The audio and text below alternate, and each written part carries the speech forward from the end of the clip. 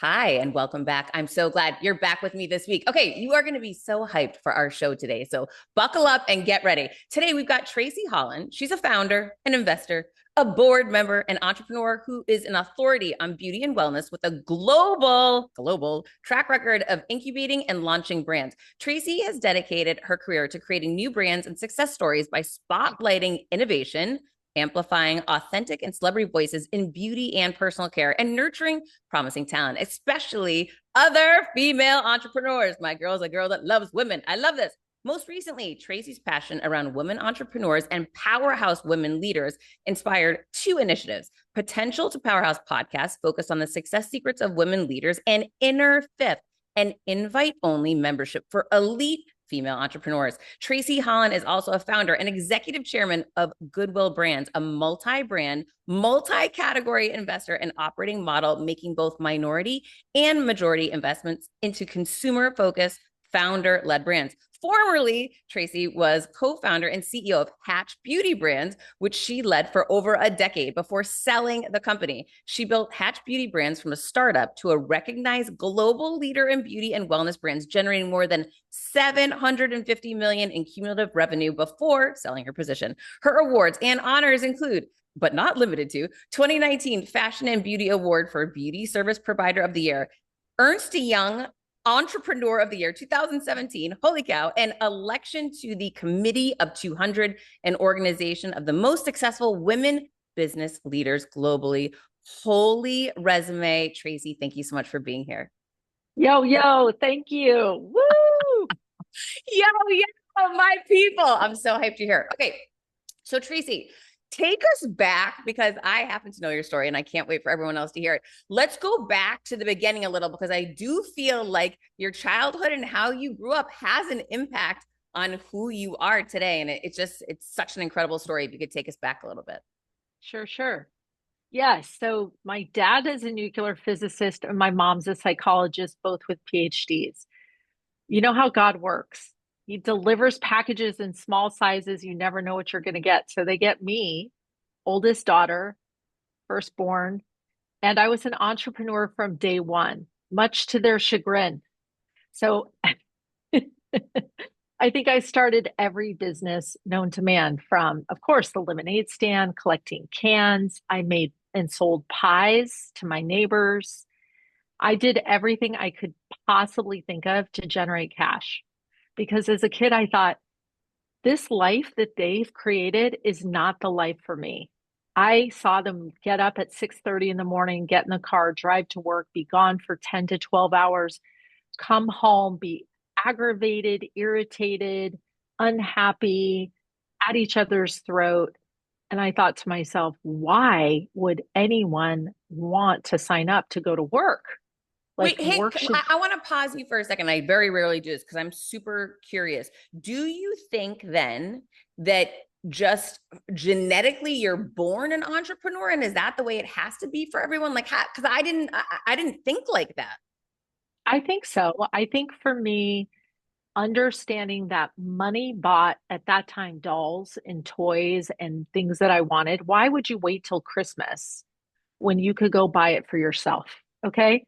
Like second grade, third grade, when my parents would say, "Oh, put that on your Christmas list." I'm like, "Christmas, it's March. What are you talking about?" I'm not going to even want it at Christmas. Like, how do we accelerate the plan? And so, literally remembering how money bought products, money bought things you wanted, remembering how frustrated I was by being told Santa will bring it. Like, who's this dude, Santa? Why do we have to wait? Why? Why? And then, what can I do to earn money more quickly? And as a kid, I used to love this idea of any way I could earn money, whether it's watching my sister or putting some show on for the neighborhood where I could charge tickets. So I do. I think there is something to be said for being born with this idea of not being confined by what you want to be somehow tied to time. I mean, listen, what a gift. I'm just going to say, what a gift. It took me, a lot of people, I think, are more accepting of the life that they have in front of them and thinking that's just what life is. I think that's kind of, how when I grew up, I'm like, this is just it, right? Until I started getting a little bit older. And then I'm like, well, I'm going to get a paper route. I'm going to bust tables. I'm going to find ways to make extra cash. But the level at which your thinking and questioning came into play, I think is so incredibly powerful. Take us through what that looked like as you started getting into jobs and business. Yeah, I mean, like you, I waited tables. I started off as a hostess, and I realized that hosting never earned as much as waiting tables. So I was like, how do I get into the waiting table game? I knew there had to be like a certain age when you could serve alcohol. I mean, there was so much complications to all that. And so being focused on, I think the service industry is one of the best ways to train yourself for excellence because I realized quickly, if I could do add-ons, what you called add-ons. So if someone ordered filet mignon and you're like, why don't you add on some delicious mushrooms or some béarnaise sauce? Or let's get you a Caesar. How about a second glass of wine? Like that ticket gets higher and your tip gets bigger and they love you more, right?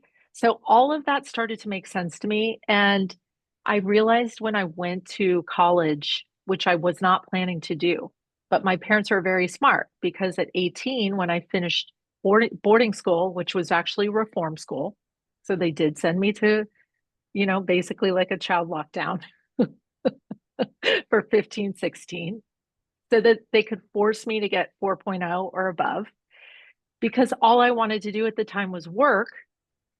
And I remember saying to my parents, I don't think I'm going to rush into college. Why do that?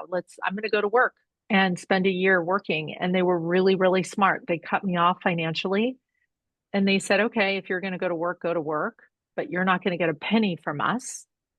And I remember what it felt like to sweat, getting enough tips, getting enough cash that week in order to make rent, in order to pay for a car and payments and all those things. And I realized whatever I do transactionally in business, I have to have a much bigger ticket than someone's filet mignon. I got to think like way bigger. What can that way bigger thing look like? And that's really why I went to college, was because I needed to give myself the space and the bandwidth to think about what was the bigger thing. And my parents said, we will pay for your college and we'll pay for your lifestyle if you decide to go to college. So there is something to be said about that carrot and the stick. As you think about life, how do you sacrifice today for something greater that you want tomorrow? I really do think about that, especially as it relates to where I spend my time and what I focus on, because that is the greatest gift that we all have is time. And if you're not happy in your current circumstances and the thing that you want is not right in front of you with a path, I always really think about how do I spend my time and how could I utilize it differently to get the biggest and best return on investment. So you have just been such a big thinker from such a young age, even very much to the lack of happiness or discouragement from your parents who were trying to push you in a very different direction. You just always felt compelled to, and I like how you say it, like you just knew you would always be a bad employee. Totally. Holy smokes, are you kidding? I remember begging to keep my job one summer because they said, you know what, Tracy, you are not following the rules. You're taking way too many tables. You're trying to do too much. This is your section. And I just remember being like on that docket to be terminated because I was in a high stakes role. I was working for a really popular big restaurant in Sausalito. And I remember thinking to myself, wow, this is how easily it can happen. You have to be able to create a business for yourself that can cash flow while you sleep. So, what is the business that allows me to make money while I sleep, while I go on vacation, while I do fun things with my family? And how do I set myself up to be able to do that without having to be operating daily in my business, but rather on my business? And that was always a biggie. And again, if you had parents that work the grind 60, 70 hours a week, and still found themselves treading water every year or sweating about tax time or sweating about making a home mortgage payment or tax payment on the house, you realize like there's nothing worth that amount of stress if you can start to set yourself up to have residual income so that while you sleep, you're earning money. And that was always a motivator for me. So, how did you do that initially? Your business gets to a certain size and the cracks start to emerge. Things you used to do in a day are taking a week. You have too many manual processes. You don't have one source of truth. If this is you, you should know these three numbers: 37,000, 25, 1. 37,000. That's the number of businesses which have upgraded to NetSuite by Oracle. NetSuite is the number one cloud financial system, streamlining accounting, financial management, inventory, HR, and more, all for you. 25. NetSuite turns 25 this year. That's 25 years of helping businesses do more with less, close their books in days, not weeks, and drive down costs. 25 years. One, because your business is one of a kind. So you get a customized solution for all of your KPIs, key performance indicators, in one efficient system with one source of truth. Manage risk, get reliable forecasts, and improve your margins. There is so much power in having all the information that you need in one place. Imagine how much more efficient you can be, how much faster you can move, and to do it with so much confidence. It's unprecedented. And the unprecedented offer that NetSuite is providing you today is going to make this possible. Right now, download NetSuite's popular KPI checklist designed to give you consistently excellent performance, absolutely free, at netsuite.com/Monahan. That's netsuite.com/Monahan to get your KPI checklist now. netsuite.com/Monahan. I was kind of lucky in that when I when I was in college and went to go to graduate school, I decided to take a year off after college to go study in Sevilla. And I wanted to learn flamenco. I wanted to learn Spanish. I'd never been to Spain. And I had originally gotten a fellowship to go study at the University of Beijing in China. And then I realized about a week before my visa was approved that it was what they called a single entry visa, which means you get into China, but you don't get to come out. And it was a 1 year stint. And everyone and their mother was like, oh my gosh, you love Mexican food. You love guacamole. You love chips. You love salsa. Like, what are you going to do for a year? And I thought, I don't think I can do this. Like, I love my workouts. I love my guac and chips. I love my fresh, delicious Napa wine. Like, what am I going to do? So, about a week before I was supposed to leave, Hillary Clinton pissed off the prime minister of China somehow. If you remember, she was over there like stirring up women's rights or something. And so my visa was delayed 2 weeks. So my father had this fabulous travel agent who was considered a family friend. And I called her on a whim and I was like, hey, what does it cost to take me to Madrid? Like a one-way ticket. And she was like, where are you going in Madrid? Why are you doing that? And I said, I think I'm going to move there. I just wondered like what's possible. She goes, well, I could get you a ticket on Friday if you want, but I can't make it one way. You have to have round trips so we could round trip you like 364 days from today. And that's 1 year, less than 1 year, and by one day. And I said, book it. So that literally was a huge catalyst for me. My parents were so upset. And of course, questioned. This just kicked off another series of like, Tracy's not thinking clearly. Tracy's out of control. Tracy she's, not making sound choices, whatever that may be. But I do think those kinds of pivot moments in our life where we just follow our gut instinct, and it was really down to guac and chips, thank God. Because I got to Spain and you guys, I had the best time. It was like my best life ever. I got a couple dog walking gigs. I was teaching some people English. I went to the university. I learned flamenco. And it was on that 1 year hiatus in which my parents really didn't speak to me between ages 24, 25, that I decided to come back. And I met a woman who was a Department of Justice forensic chemist, and she had invented scented nail polish. So she had invented this brilliant concept in her brain, which as she painted my nails, they would smell like rose or lavender or chocolate or whatever. And then I met her with her, and she was kind of like playing with it as if it was a play concept. And I said, there's a real business here. Like, this is really unique. If we took this to retail, can you imagine what people would say? And that was really the first ever business that I built. And I built that with her and our co-packer manufacturer who underwrote and financed all of our inventory and financed our business growth. But that was really the catalyst to starting in business. And the reason I ended up in the beauty business was only because I got so many connections and got to know so much about the industry by coming out with the first scented nail polish ever known to man. And that was like a game changer in terms of getting me in front of some really interesting folks. And it was not my invention. It definitely was, she's a brilliant inventor behind it. But I'm really good at figuring out where there's something unique and then commercializing and monetizing it. That's really, I would say that's my gift.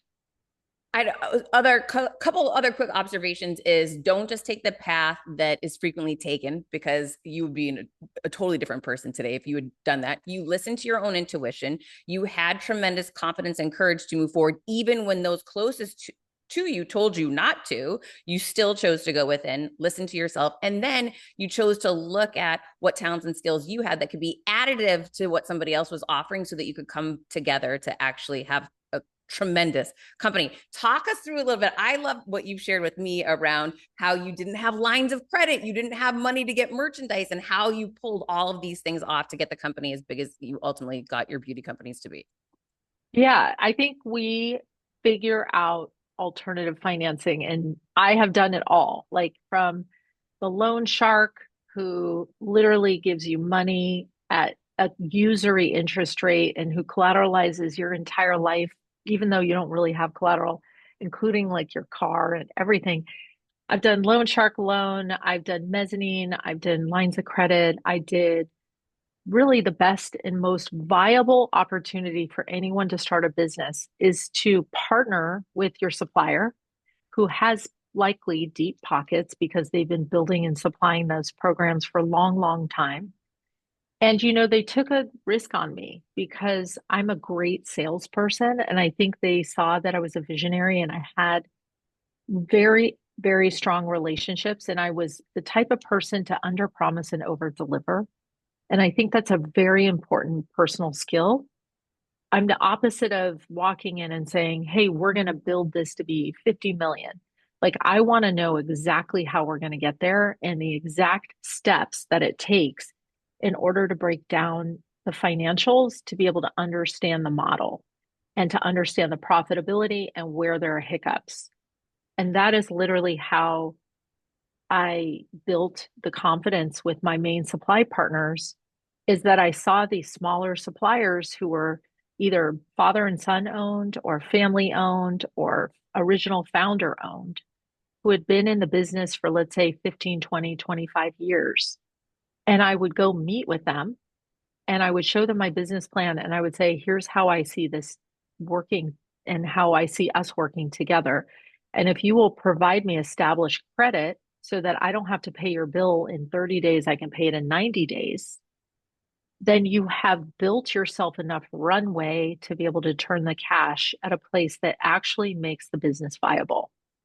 Because the fact is when a business runs out of cash, everything stops. Like that chair game. I used to hate that game. When the music stops and everyone's like, their butts are trying to find the seat. That's what happens. That's what happened in 2008 when all the banks Musical stopped. chairs. Yeah. Remember when the banks in 2008 and you drive down the street and you see lines of people around the corner and you're like, what the F is happening? That is the feeling of when your company runs out of cash.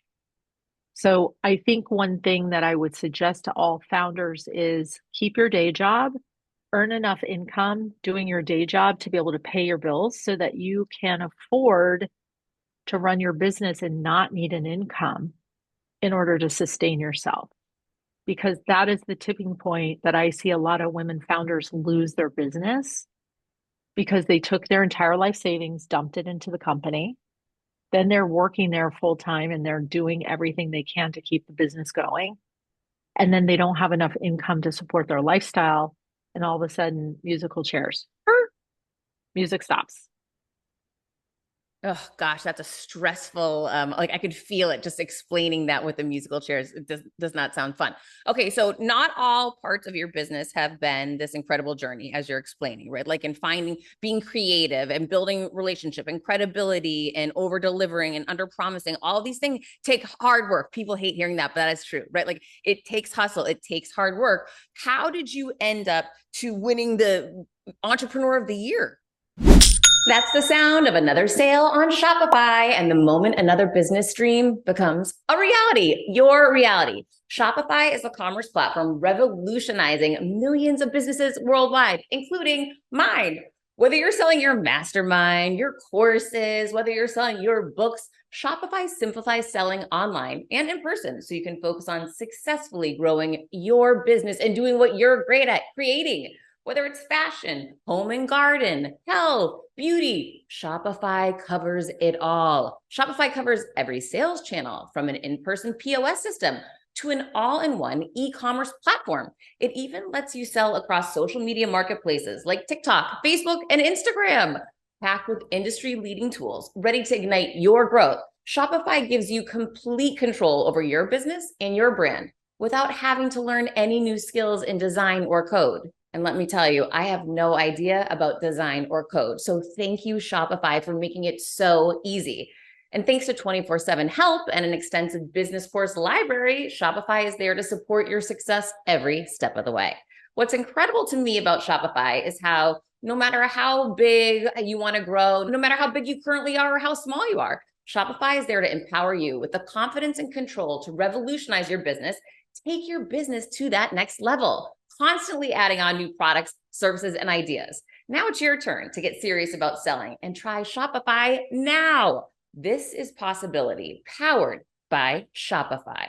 Sign up for a $1 per month trial at shopify.com/Monahan, all lowercase, Monahan, all lowercase. Sign up for a $1 per month trial period at shopify.com/Monahan, all lowercase.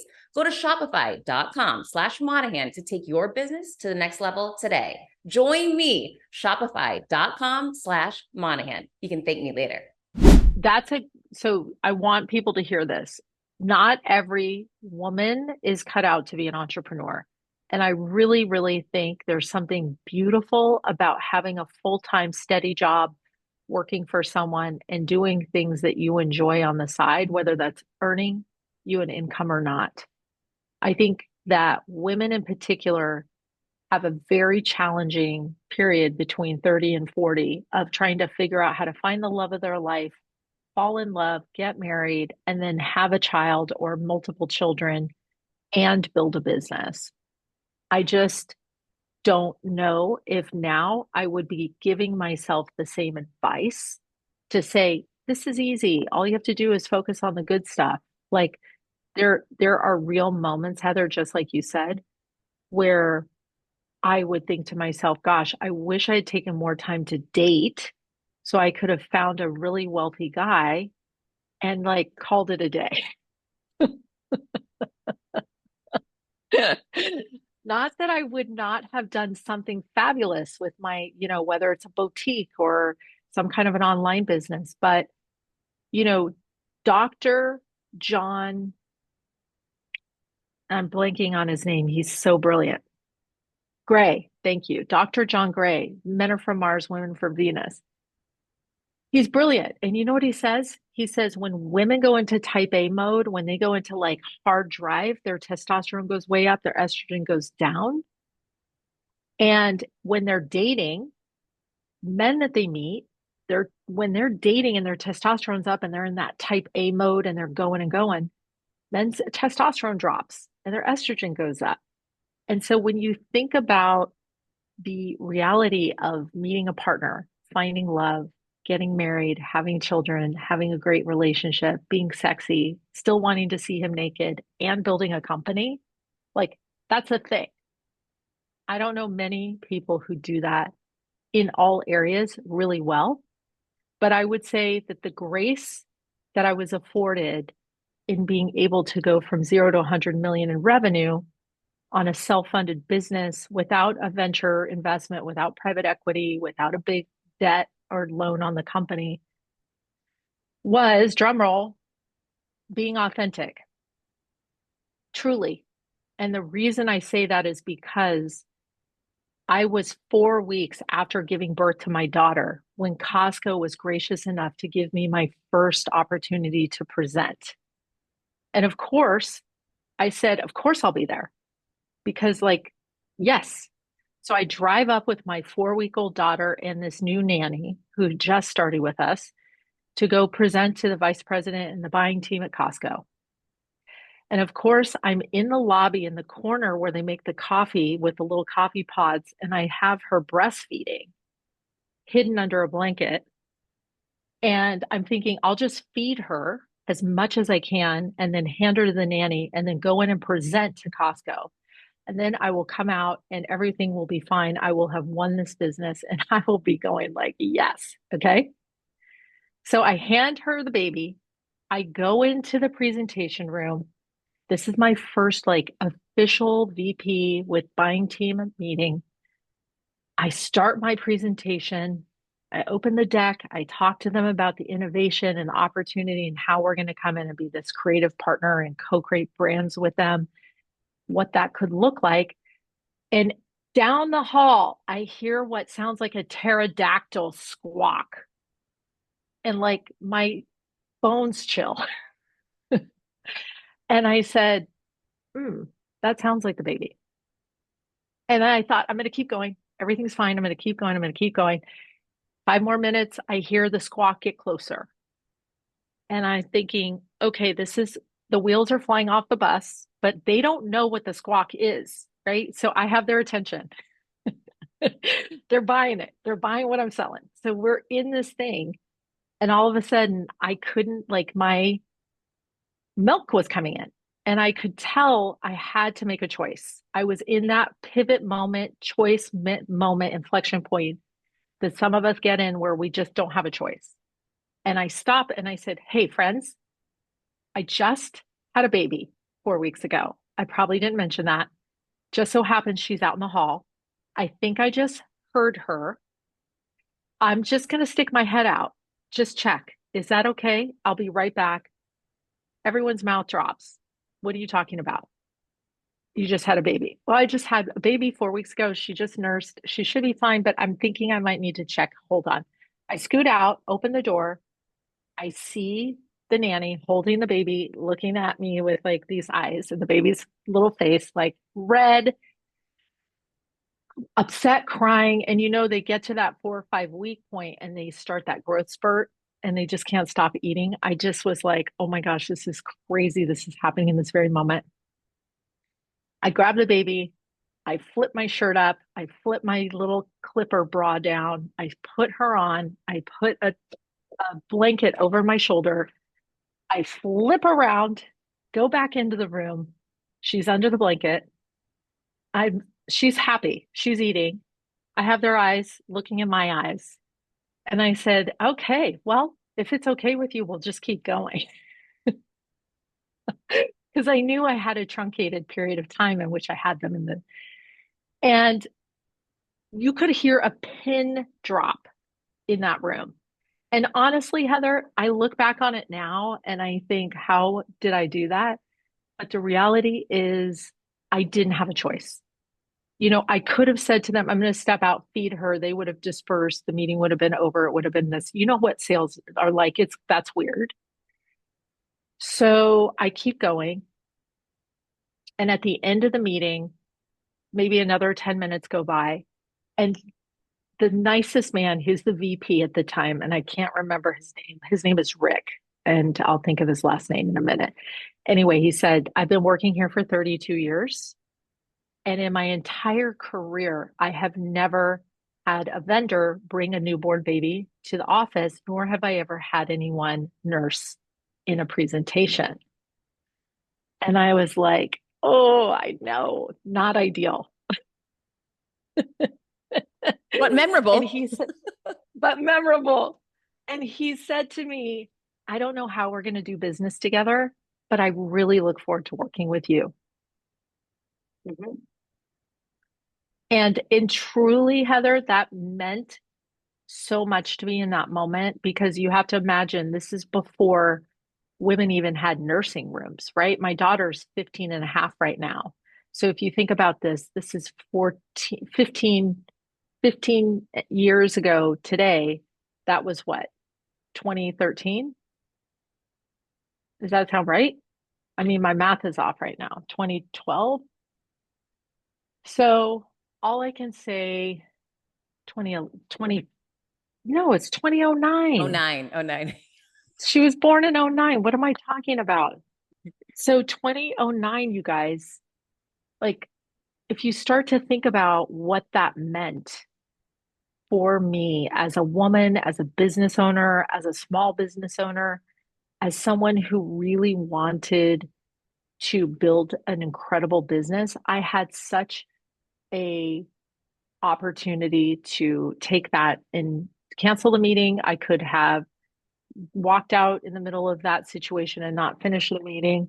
I chose to stay in. I don't know what the outcome would have been in any of those scenarios, but in hindsight, I think they realized that I'm the kind of person who will show up, will do what I say, I will follow through. I have the integrity and the confidence to be in present and be fully engaged and ready to go. And that that meant like over, I think in the 8 or 9 years we did business with them, we might have done 250 million in revenue, maybe 300 million in revenue with Costco. But what I will tell you, it wasn't just the revenue with Costco, it meant the seal of approval of having a business relationship with Costco, right? Which then brings Target and it brings Walmart and Sam's Club and all of the CVS and Walgreens and all of those other accounts. So, you know, I would say that that is truly how we catapulted ourselves from a smaller, steadily growing company to supersizing our business. And who doesn't want that moment? However, it does sound a little touch and go through that actual presentation. I'm super proud of you that you didn't pull that. Remember that guy on CNN when he was like kicking his kid out of the room with the total opposite of what you did. So kudos to you for being yourself, for keeping it real, and like you said, being authentic and just like, hey, this is who I am. And if it gives you any type of insight into me, hopefully that you'll want to do business with me. And they did. So congratulations. All right. So how do you go from there to what I actually know was happening when you were winning the Entrepreneur of the Year award? Yeah, I think that that was a low moment. You know, that's the interesting thing. I think entrepreneurs don't win awards often. It's a pretty thankless um, role or career path, I would say. It's a lot more grief and heartache than there are shining star moments of award. I remember accepting that award and being so grateful for being acknowledged, but also receiving that award. I was receiving it in such a depleted place. You know, I didn't have time for myself. I was waking up in the cold sweat. The business had grown so large. We had 125 employees. We had a manufacturing facility. We had an agency where we're doing creative and strategy. We had our products business that we're co-creating and building product with celebrity talent and retail. And having three kids, I remember getting that award and thinking I'm doing everything like half-ass. I'm doing the parenting thing really poorly. I'm doing the life and personal balance thing poorly, and I'm doing the business thing poorly. And I do remember feeling in 2017 afraid to tell anyone and really being able to share how deeply dark of a time that was for me, not seeing how I can get out of that situation, minus like a car accident that would put me in the hospital for 2 weeks with like a couple broken ribs. Like that's a decent excuse for how you can shift out of work. Or, I would imagine selling the company or figuring out how to pivot my life into something that was a little more manageable. And it was from that dark time that I realized there needs to be a place that we create for women by women, for high performing female entrepreneurs, that gives women a place to come and have conversation and to learn tools to take back their time, win their freedom, learn how to sit back and be an operating owner rather than an operating employee of your business. Because as an owner, you should be sitting in the owner's box. And there's really only four things you should be thinking about sitting in the owner's box. But as an operator, you're wearing so many hats and you're running so fast. I don't know if it's possible to really, like I said in the beginning of our conversation, to manage the very real aspects of what it means to be a new mom and have a household and a life. And eventually it all catches up. It does, unless you pull the trigger and take action to intervene on your own behalf, which to me is kind of seems like why you invented Inner Fifth or created Inner Fifth. Yes, it was absolutely. And I'll tell you, I've joined every women's group, men's group, EO, Vistage, YPO. I've joined all these groups in hopes of being able to really come transparently to share. And what I've realized is when those groups, and I love each of them for what they have brought me. I've been so grateful, but it's different when you have a group of women who are entrepreneurs who literally eat what they kill, who have a mentality of understanding that there is no free check, there's no easy ride, like it's all on their shoulders, and bringing that community of high performing female entrepreneurs together to resource one another's network in order to bring more grace and ease to the process is mind blowing as a resource for what I wish I had had back in 2010 or 2011 or 2012 or 13 or 14, right? Because the whole thing goes back to, I think what you were saying before, when you're alone, problems seem insurmountable. When you're in community with like-minded people who've actually gone through and experienced some of the things that you're going through, not only can they advise you and tell you what's worked and what hasn't worked, but it's also someone who understands the challenge you're facing, even if it's just to listen. It allows you not to feel alone. Totally. And don't you sometimes need someone to say to you, dude, this is a moment in time. Do not get so down. Stop saying these things to yourself. Like, go get yourself by a pool and get your favorite book and go chillax for an afternoon. Everything will be there in the morning because sometimes we need to hear it feels do or die, right? We're supporting our kids, we're supporting ourselves, we have all of our employees, we have payroll, we have all the expectations, and life can happen. And think about what it means to take time for yourself and figure out ways in which you can recalibrate. There's nothing more important to me than figuring out how to continue to bring other women entrepreneurs into this fold so that they can receive the same guidance, support, and frankly, tools for how to win your time back and be more disciplined with yourself about when you're at work. What do you work on that brings an ROI versus what do you delegate, and how do you find your who network to hire who's instead of trying to how all the way to the end or to the finish line. I love how you share that. And it's something that whenever I'm talking to anybody and having a business conversation, I credit you with that whole idea of it's not the how. Stop spending so much time time trying to figure out the how, which can take years to figure out. Spend your time networking and finding the who, and that solves a problem. And things move so much faster when you do that. To your point, in my experience, just in the last few months being a part of Inner Fifth and getting exposed to women who have sold their companies for hundreds of millions of dollars, suddenly it raises the level of what is possible, not only for others, but for yourself, for your own company, for how big you want to go and for what you even see as possible. And then you're able to have the conversation. How were you able to do that and still have a family? How were you able to do that and take care of your health?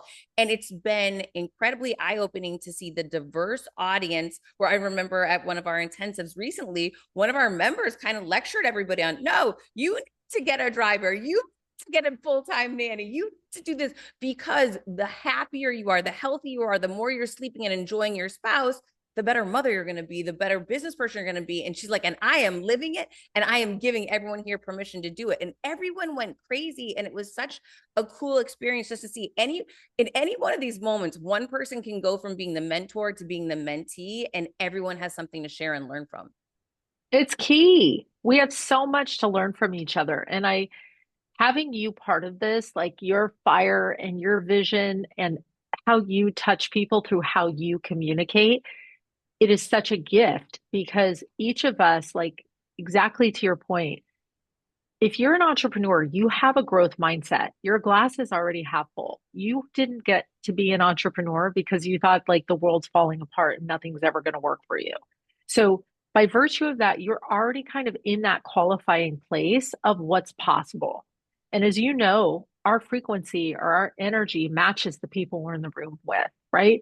So, if you're in the room with a bunch of people who are like, I don't know, family litigators, family law litigators, where never marriages never work and everything always falls apart in a relationship, like you can feel yourself go, oh, this is not the place for me to meet my future guy. Okay. We need to put ourselves around the 5 people who can make the biggest impact on our life because their human brains only learn in 3 ways. They learn through reading, they learn through the people that we spend time with in the places that we go, and we learn through tragedy and bad shit happening. So that is how you literally can change the human brain. Otherwise, we're a culmination of all the thoughts we thought yesterday and the day before and the day before that. So in order to get new inputs into this noggin, okay, you have 3 options. I'm definitely not choosing the tragedy option. Thank you. I pass. Hard Okay. pass. Hard pass. I love to read, but I mean, I don't always have time to read. I try to audible and read, but you know what? There's something about your eyes going left to right on a page. You have to read to really get your brain to think differently and to rewire. Okay. So you have option 3. Third option, the persons or people you spend the most amount of time with, the things that you listen to, and the inputs on the frequency that you're around. Think about that. So if you are not around high performing female entrepreneurs as a business owner, you are missing the boat. You are not excelling. You are not pushing past barriers. You are not rewiring your brain. You are not seeing the potential future self that you could be. You are stuck in the past. So I think it is the best time spent, the best investment, and the best way for you to see your future self is by getting into a group like Inner Fifth, where you can actually see your own future self and do that mind movie work to get your future self in there faster and be around people who really want to support you and see you win. One of the things that I've seen that's so important about women investing in themselves, and I know that when I was back in corporate, I didn't know if there were communities like this for people in corporate, I didn't know that they existed, right? Like nobody was talking about it. It wasn't, people weren't having these conversations. If they were doing it, they were doing it in private, which makes it even, it's more challenging to understand how people were leveling up if no one was sharing the information. It goes back to the lack of sharing, the lack of honesty, and lack of transparency. Because I know now people were hiring coaches and were parts of different programs, but they weren't sharing it. In a community like Inner Fifth, it's all about emptying your glass and sharing all of the things that you know. It's all about sharing this is where I'm leveling up, or this is where I'm holding back. And it's been so cool to be a part, to hear some of the tactics and strategies. One of being, for a big breakthrough moment for me, was that writing that check to yourself moment, which no one's teaching you this stuff in college, right? Like, so much of what I've learned just in the last few months, why isn't this stuff being taught in school? However, none of it is. And we're doing all these intensives. We're in all of these meetings. And again, people can opt in for the ones that fit their schedule. They can get playback for the ones that they miss. You're going to garner all the information in a timely way that works for you. The important thing is to know this: you don't need to go get an MBA or a PhD. You're going to get that through a year-long membership at Inner Fifth, and then some, because you're also getting the network of the people who are connecting you to the VC that's actually going to invest in your company, that's going to connect you to the woman that actually could be your co-founder. It's incredible, the legs that come out of something like this community.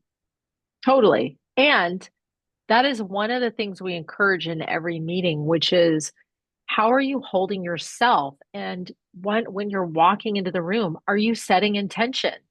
That is one of our quarterly activities, is the science of setting intention. Our eyes can't see and our ears can't hear what our brains are not looking for.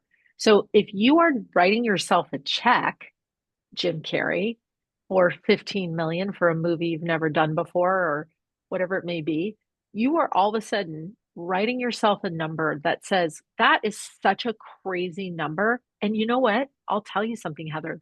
Just a week ago, because that last intensive, I wrote myself the biggest check I've ever written myself. And I will say to you, this last week, every time I'm in the shower at the gym, I'm like, is what I'm working on today moving me closer to that number on that check? Is this the viable path for me to get that? Or am I wasting my time on crap that is not important that I could delegate? And literally, I didn't even know how powerful that number would be from 3 weeks ago or whatever it was that we wrote that to today. But I seriously go through it and I'm thinking, oh my gosh, I have these 6 things on my calendar. Probably 5 of these could go. And I should be just doing this one and going all in, because that's going to be what delivers the number. What's interesting is that was such a small exercise that was part of a multi-day huge, we learned so much over that intensive we were there. But to your point, I gave a talk at Northeastern last week and I mentioned that exercise. What is so wild is the event was sponsored by JP Morgan. So there was a tremendous amount of financial analysts, specialists, that were there from JP Morgan. Someone stood up during Q&A. This was her specialty, right? This is what she does for a living. And she started talking us through the science of the exercise that we had all gone through as Inner Fifth. And she was talking about how next level it is for her clients. And she was giving all these examples. And it was just so eye-opening for me, because I would have never had that experience if I hadn't been a part of Inner Fifth. You shouldn't have to, as someone wanting to succeed in life, as someone who wants to level up, who wants to scale revenue, who wants to grow a bigger business, you shouldn't have to be running back and forth from this vendor to that vendor, interviewing people to see who should join your team, when all you need to do is make one investment in yourself, become a part of a community, and be instantly connected to a group that has done all of these things and can instantly elevate you. It's been so incredible to watch and be a part of, and go through the experience with you.